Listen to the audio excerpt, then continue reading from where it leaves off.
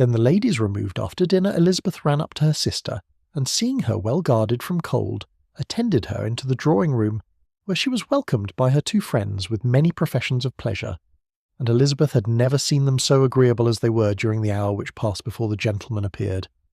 Their powers of conversation were considerable. They could describe an entertainment with accuracy, relate an anecdote with humour, and laugh at their acquaintance with spirit. But when the gentleman entered, Jane was no longer the first object. Miss Bingley's eyes were instantly turned towards Darcy, and she had something to say to him before he had advanced many steps.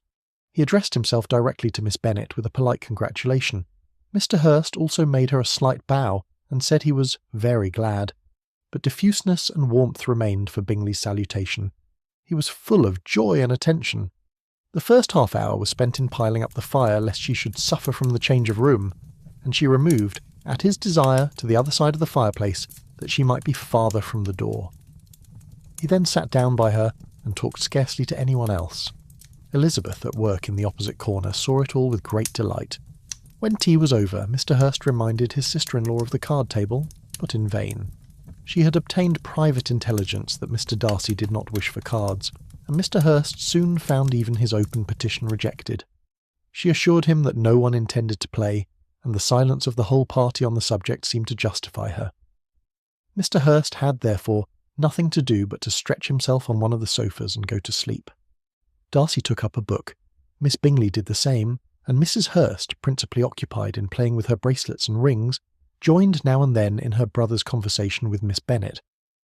Miss Bingley's attention was quite as much engaged in watching Mr. Darcy's progress through his book as in reading her own, and she was perpetually either making some inquiry or looking at his page.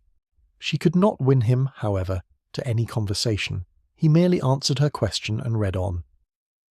At length, quite exhausted by the attempt to be amused with her own book, which she had only chosen because it was the second volume of his, she gave a great yawn and said, "How pleasant it is to spend an evening in this way! I declare, after all, there is no enjoyment like reading. How much sooner one tires of anything than of a book. When I have a house of my own, I shall be miserable if I have not an excellent library."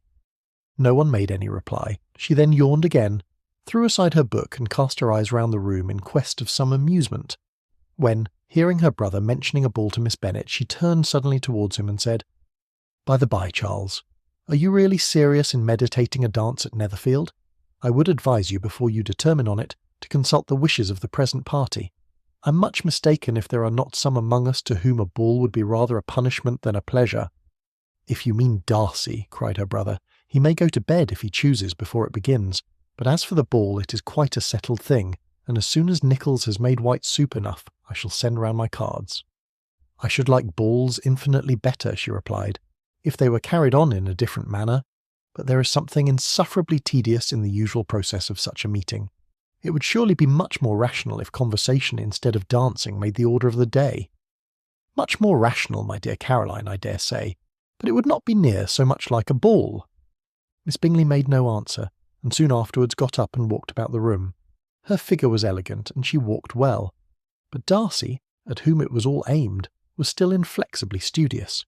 In the desperation of her feelings, she resolved on one effort more, and turning to Elizabeth, said, "Miss Eliza Bennet, let me persuade you to follow my example, and take a turn about the room. I assure you it is very refreshing after sitting so long in one attitude." Elizabeth was surprised, but agreed to it immediately. Miss Bingley succeeded no less in the real object of her civility. Mr. Darcy looked up. He was as much awake to the novelty of attention in that quarter as Elizabeth herself could be, and unconsciously closed his book.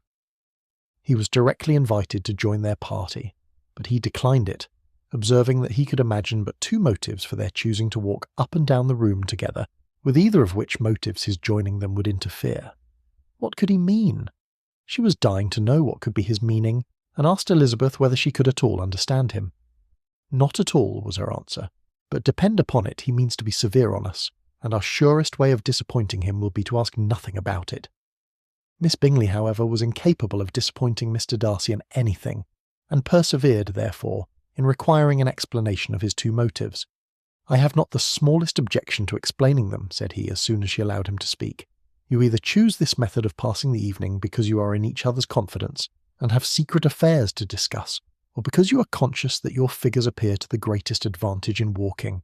If the first, I should be completely in your way, and if the second, I can admire you much better as I sit by the fire with— "Oh, shocking!" cried Miss Bingley. "I never heard anything so abominable. How shall we punish him for such a speech?" "Nothing so easy, if you have but the inclination," said Elizabeth. "We can all plague and punish one another, tease him, laugh at him. Intimate as you are, you must know how it is to be done." "But upon my honour I do not. I do assure you that my intimacy has not yet taught me that. T.'s calmness of temper and presence of mind. No, no, I feel he may defy us there. And as to laughter, we will not expose ourselves, if you please, by attempting to laugh without a subject. Mr. Darcy may hug himself." "Mr. Darcy is not to be laughed at," cried Elizabeth. "That is an uncommon advantage, and uncommon I hope it will continue, for it would be a great loss to me to have many such acquaintance. I dearly love a laugh." "Miss Bingley," said he, "has given me credit for more than can be. The wisest and best of men, nay, the wisest and best of their actions, may be rendered ridiculous by a person whose first object in life is a joke." "Certainly," replied Elizabeth, "there are such people, but I hope I'm not one of them. I hope I never ridicule what is wise or good. Follies and nonsense, whims and inconsistencies, do divert me, I own, and I laugh at them whenever I can. But these, I suppose, are precisely what you are without." "Perhaps that is not possible for anyone, but it has been the study of my life to avoid those weaknesses which often expose a strong understanding to ridicule, such as vanity and pride." "Yes, vanity is a weakness indeed, but pride, where there is a real superiority of mind, pride will be always under good regulation." Elizabeth turned away to hide a smile. "Your examination of Mr. Darcy is over, I presume," said Miss Bingley, "and pray, what is the result?" "I am perfectly convinced by it that Mr. Darcy has no defect. He owns it himself without disguise." "No," said Darcy, "I have made no such pretension. I have faults enough, but they are not, I hope, of understanding. My temper I dare not vouch for. It is, I believe, too little yielding, certainly too little for the convenience of the world. I cannot forget the follies and vices of others so soon as I ought, nor their offences against myself. My feelings are not puffed about with every attempt to move them. My temper would perhaps be called resentful. My good opinion once lost is lost for ever." "That is a failing indeed," cried Elizabeth.